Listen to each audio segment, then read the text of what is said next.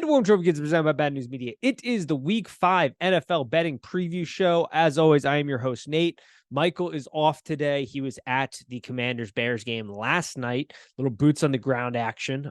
So he's out this week, but he'll be back next week. We've got some interesting games to talk about. We got another London game. We've got a full board here.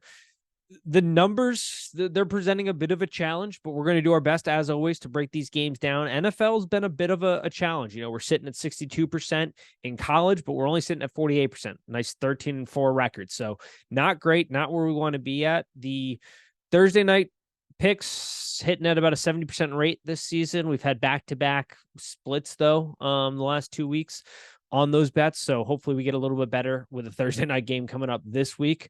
It's another doozy of a game. But let's talk a little Week 5 NFL football, see if we can't give out some bets, see if we can't give you some good information for games that maybe we're not betting, but you're looking to bet. And we're going to start kind of with the big one. Sunday night, Dallas heads over to the 49ers in San Fran. Line is 3.5, over under 45.5. And this game presents a lot of unique challenges. There's a lot of sort of games within the games that we're looking at here. This is definitely the biggest mile marker for two teams that I would say are the favorites to win the NFC, and to really kind of take stock at where these two teams are. As the season goes on, this game will probably turn back to a lot. To kind of evaluate these two teams. The Cowboys come into this not having played the toughest schedule of opponents, but they've done a good job in some areas and done a bad job in other areas. You know, this is a team we're relatively hard on. It's tough for me to back a Cowboys team because of Mike McCarthy, especially as he inserts himself more and more into this offense. And I think the area we're really seeing that kind of fail is in the red zone. The Cowboys are getting to the red zone at the highest clip in the NFL right now, but they are struggling to convert. They get very predictable down there. They become a very run-heavy team in the red zone. They remove Pollard a lot, which I do not love. Dak seems to also not really have a good grasp as to what they're trying to accomplish down there.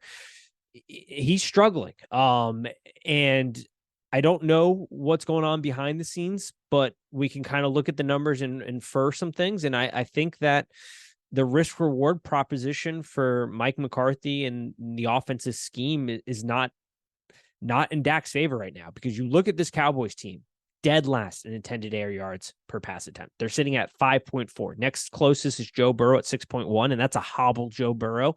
So that is not great. If you're going to beat this 49ers team, you've got to be willing to push the ball down the field. You have to be willing to try to take it some chances against this secondary, because that's their Achilles heel. If you're not willing to do that, you're going to have a hard time scoring points. But they do, like I said, get to the red zone at the highest clip in the NFL. So that is in their favor. The 49ers defense, you know, the Achilles heel is that back end. Let's see if Mike McCarthy will open up the playbook here a little bit more. Maybe he's been saving some stuff because the schedule has been pretty weak and he hasn't really had to open it up a ton. He did in the Cardinals game at the end, and they did it too late. And I think anybody with two eyeballs watching that game doesn't see a great product from the offense here. But when you flip the side here, there's a real advantage for the Cowboys in this 49ers game. The 49ers offensive line, we've highlighted this a handful of times. It's a bit of struggle bus city here.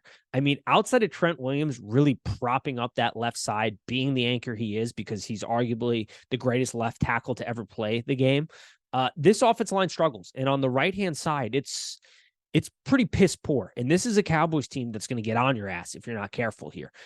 So Kyle Shanahan, one of the best NFL offensive minds currently right now. He makes things easy on his quarterbacks. It's definitely a quarterback-friendly system. I think he understands what he's got on the right side. I think he understands the task at hand. So what does that mean? That means Greg Kittle's probably going to be more of a designated blocker to try to help out on that right side of the line, as I assume the Cowboys will test that and see if they can break it like a dam. Because if they do, then the floodgates are open and Brock Purdy's going to struggle here, folks. But if you remove Kittle from the pass game, you've got a hobbled Debo. You need Brandon Ayuk to really show up. He's been banged up. And if you're speeding up Brock Purdy here, we've seen him turn back into a pumpkin a little bit. Brock Purdy's been really good. When he's got time, he's fantastic. And that's because he's playing in the most quarterback friendly offense in the league right now. I mean, it really only requires you to understand what's going on schematically and just be on time with the ball. The offense does the rest for you. And Brock Purdy's been really good at that. We've seen other quarterbacks struggle with trying to do that.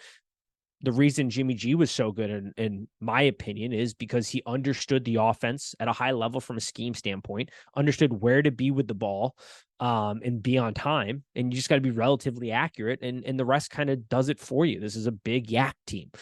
They scheme it up great. But we've seen when Brock Purdy is pressured, he has to hurry everything up. He's a little late with the ball. He's not reading things as quickly. And so that's sort of the Achilles heel. And I think you got to give the edge to the Dallas Cowboys here. I think this is a pretty sizable edge for them, especially if Kittle is going to be removed from the passing game because he has to help out with blocking assignments on the right side of that line. So things I think this is an interesting spot to take an underdog. Excuse me, I had to take a glass of water there. I did snag it when it flashed the 4 earlier in the week. It's down to 3.5 right now. I still don't hate the Cowboys at 3.5. I liked them better at 4. I think this is a pretty valuable spot to grab them in what's going to be a very competitive, tough game. I think points are going to be hard to come by if the Cowboys aren't willing to try to push the ball down the field, because I do think the 49ers are going to struggle a little bit here. Let's see if the 49ers, though, and Kyle Shanahan sort of do what the Cardinals did and run right at Micah Parsons, because we saw in the Cardinals game when the Cardinals were willing to run right at him, he got himself out of position because he's extremely aggressive. He's a phenomenal player, but we saw him get out of position a little bit, and they had some success running to his side and directly at him. Let's see what they do there. But yeah, I would say I lean Cowboys at 3.5. I love them at 4. I bet them at 4. So they are certainly a pick at 4. They might end up on the card on Sunday at 3.5 still. I'm going to kind of see, especially as that Cowboys offensive line continues to get healthy. That can only benefit Dak. So yeah, I do like the Cowboys in that spot. Let's talk about the London game. Jacksonville Jaguars stay over there back-to-back weeks. This is a team that knows this trip. Buffalo's now coming over. Not a terrible trip for them. It is certainly hard getting used to the time adjustment and that travel, but it's not a terribly long flight from Buffalo. Hopefully they do a decent job with that recovery.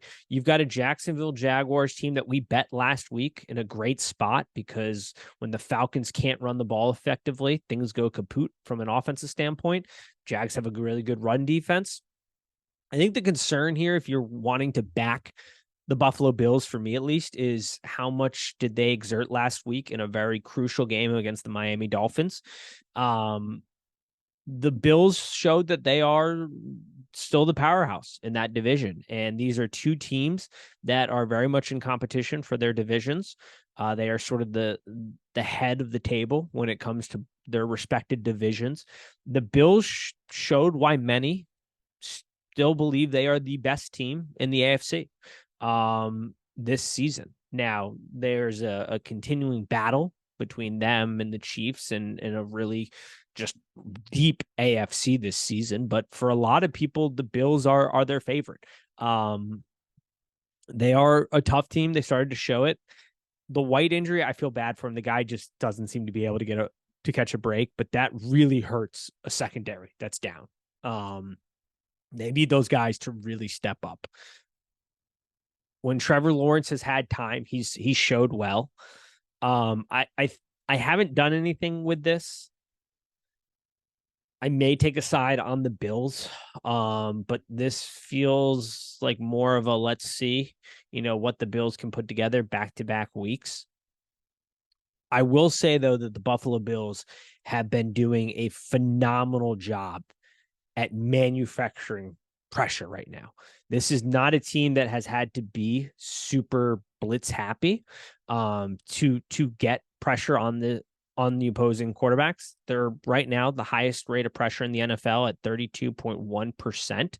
That's pretty damn good, especially when you account for their blitz rate being being well below average. They're sitting at 17.6% blitz rate. That is fourth lowest in the NFL. They haven't gotten Von Miller back yet. He is all indications going to try to play in this game. He's been vocal about wanting to play in London in the London series. So you bring him back.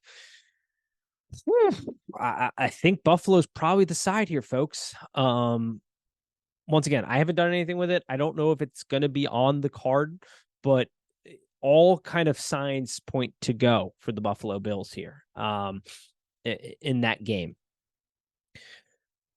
Ravens Steelers, divisional matchup, divisional game. I think everybody and their mother knows the history of the underdog in this game and just how dominant they have been from a covering standpoint. Everybody on the internet's talked about it. There's no real reason to continue to harp on it here. I will say this, though. After breaking this game down, after watching the tape back, digging into everything, if you're backing the Steelers, it's purely a history play. There's nothing that gets me to the Steelers outside of history. And hell, history's been very profitable for you if that's the route you've been going. Betting the history in this series, you're in green by a mile. But when I look at these two teams in their current state, there is reason to be extremely alarmed about this Steelers team in this spot. You've got Kenny Pickett, who has been atrocious so far, and now he's dealing with an injury in which he is not very mobile. He's got a big knee brace on.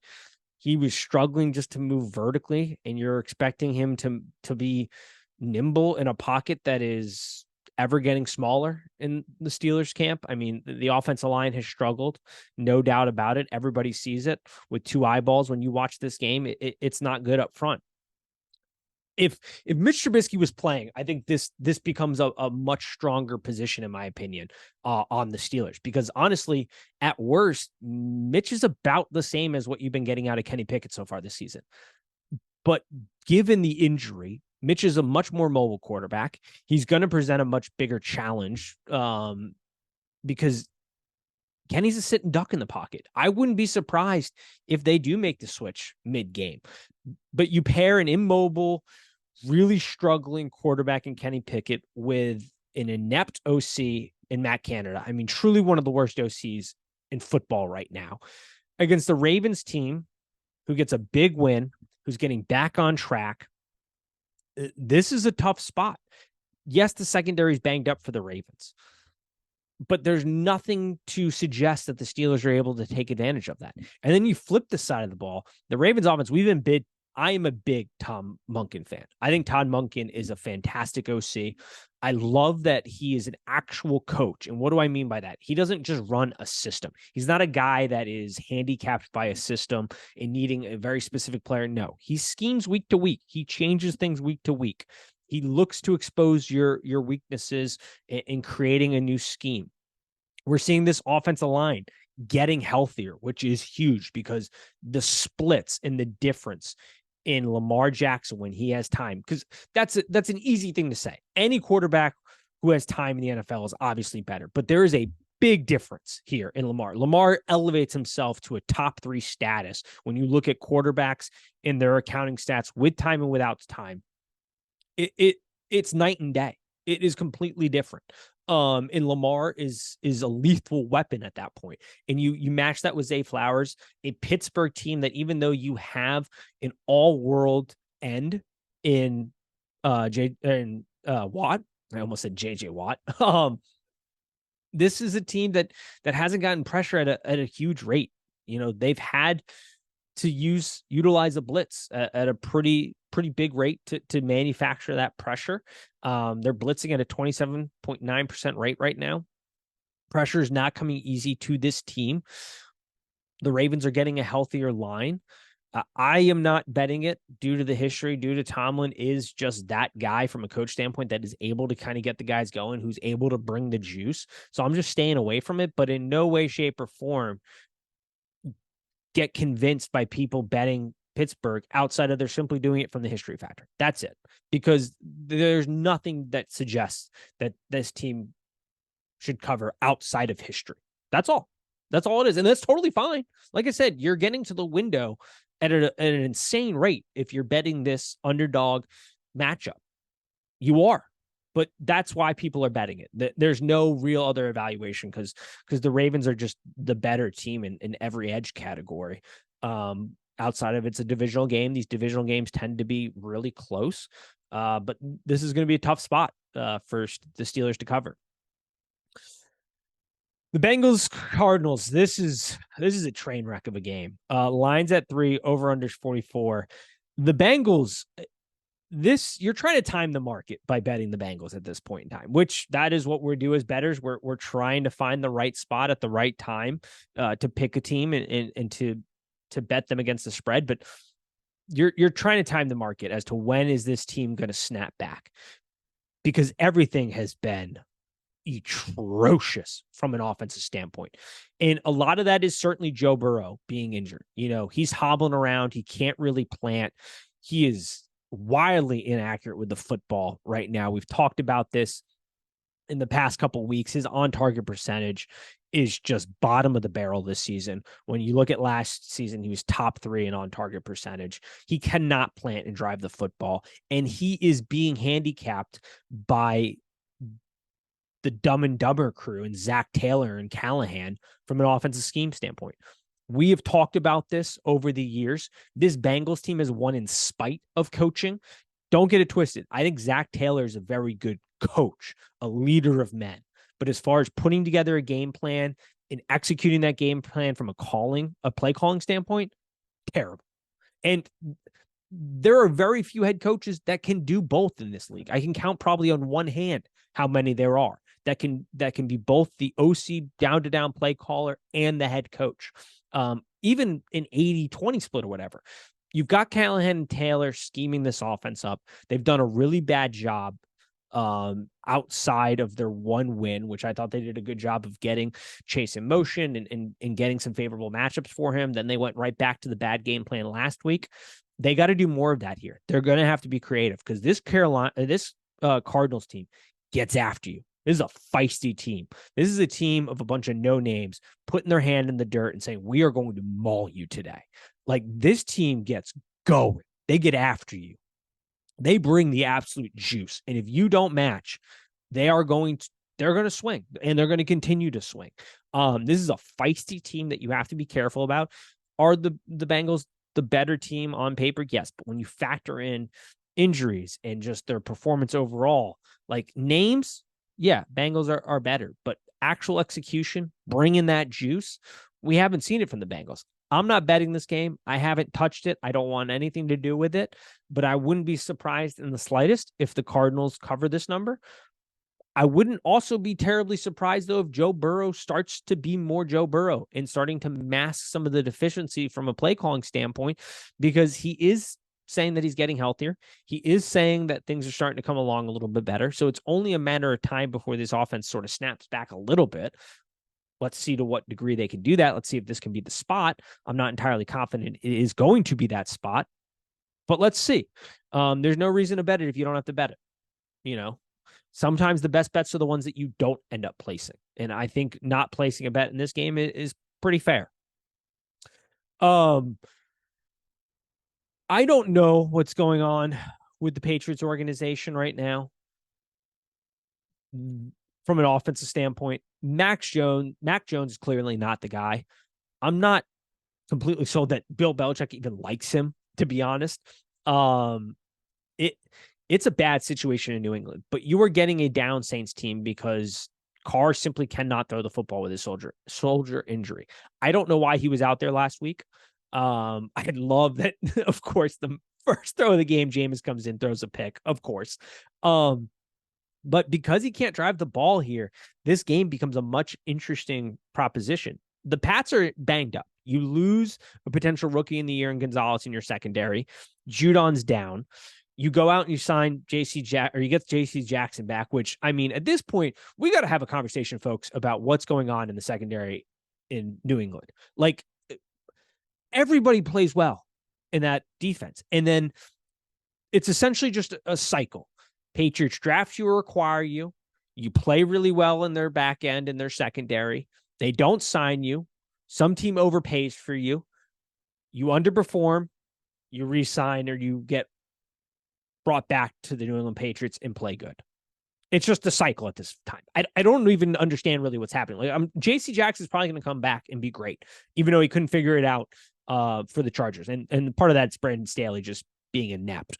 But that's certainly part of the conversation. So one, I don't have a pick here, but that's a tough game. All right, Houston Texans, Falcons. Line is at 1.5, over under 41.5. This, I think, is sort of getting to the high point of the Texans as far as a market standpoint and a gambling market standpoint. I think at this point, you're sort of buying the Texans high at this number, but I don't even necessarily hate buying them high. CJ Stroud has been absolutely phenomenal. For a guy who doesn't have premier weapons, even though Tank's been a very nice surprise, and an offensive line that's struggling, CJ Stroud has been absolutely fantastic. He is playing at an unbelievable clip right now. And you've got a Falcons team that, as everybody saw in that London game, is reeling and really struggling. And things, I think, are starting to get a little volatile in that spot. So, I mean, this is tough because you've got CJ Stroud, who's thrown for 970 yards through 3 weeks. It's the most in the NFL. And he's been playing behind an injured O-line, not a ton of stars or premier weapons. He's got 6 touchdowns, average of 9.1 yards per pass attempt. He just continues to sort of find ways to be really dominant through the air. It's been wildly impressive. And I don't know if this Falcons defense has the juice to keep up with that. And if the Chargers start to put points on the board, it means you have to put the ball in Desmond Ridder's hands. And that is the last thing the Falcons want to do. I don't understand what Arthur Smith's evaluation here is at this point. Ridder has stunk.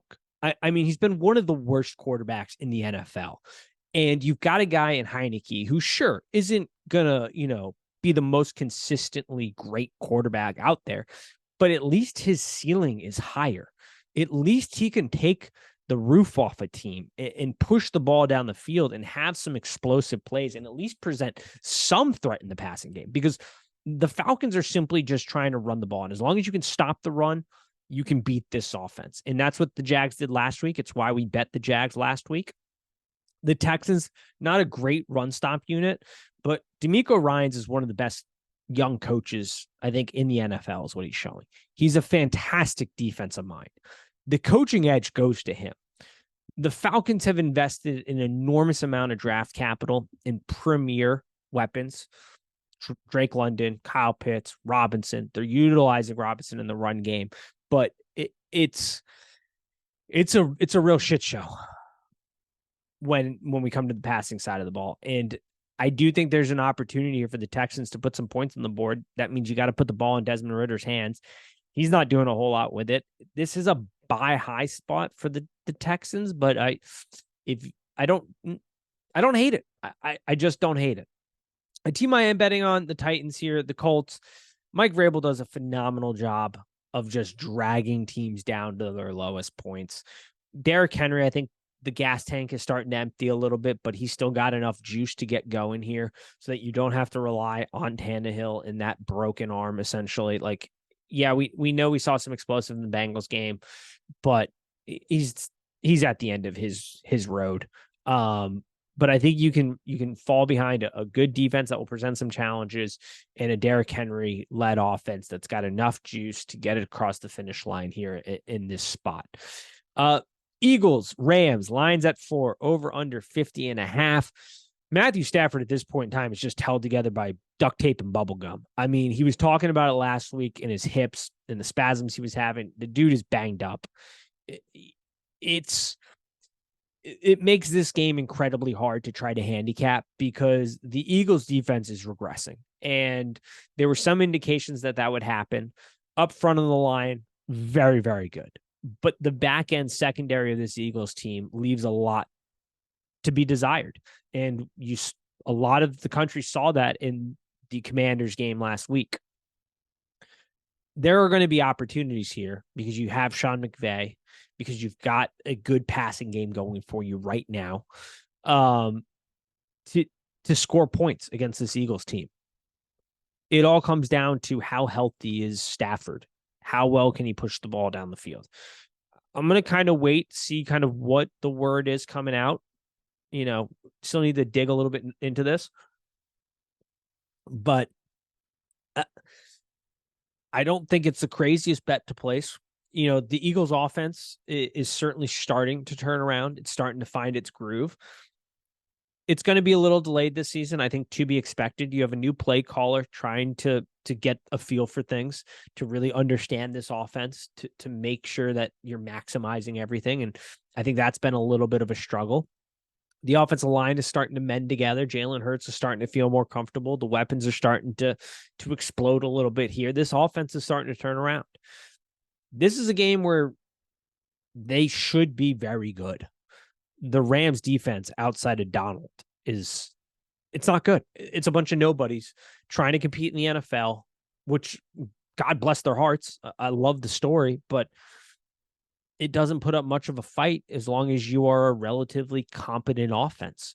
And I think that is the Eagles. So I think there could be a lot of points here. It just depends on how healthy is Matthew Stafford. Can he really drive the ball? Because Sean McVay is going to scheme this up right. The secondary in the Eagles is vulnerable. There are going to be plenty of opportunities here to gash this defense. Is Matthew Stafford healthy enough to do it? I don't know, but we're certainly going to find out. Jets Broncos, that's a fun game because it's either going to be the worst thing we've ever seen, or we are going to see a Jets team rally behind a really good performance from Zach Wilson in prime time. Just some unfortunate mistakes at the end of the game, some bad calls from the officiating. Where's this team mentally? If they come back and they rally behind that good performance, if they can kind of burn the tape and bury it from last week and just build off the good, this is a spot where they win a game, where they get a win. If they mentally cannot get out of their own way, though, the Broncos offense has at least shown some competence level here. This is the worst defense by a mile. I mean, horrific. The Jets should have some opportunities here. I do like the Jets in this spot. So let's see how that goes. That's all I've really got for this week. We got the Cowboys on the card. I did go ahead and pull the trigger on the Titans. I don't think it's a crazy proposition for the Texans. That's it for right now. I'm going to add to it, so make sure you're following at Trophy Kids Podcast. Hopefully we gave you some good information here today to place some other bets, at least give you some indication. We'll be back in full force next week. Have my running mate here with me and Michael. We'll give you some good stuff. Make sure to check out the college episode. We've been red hot there. And as always,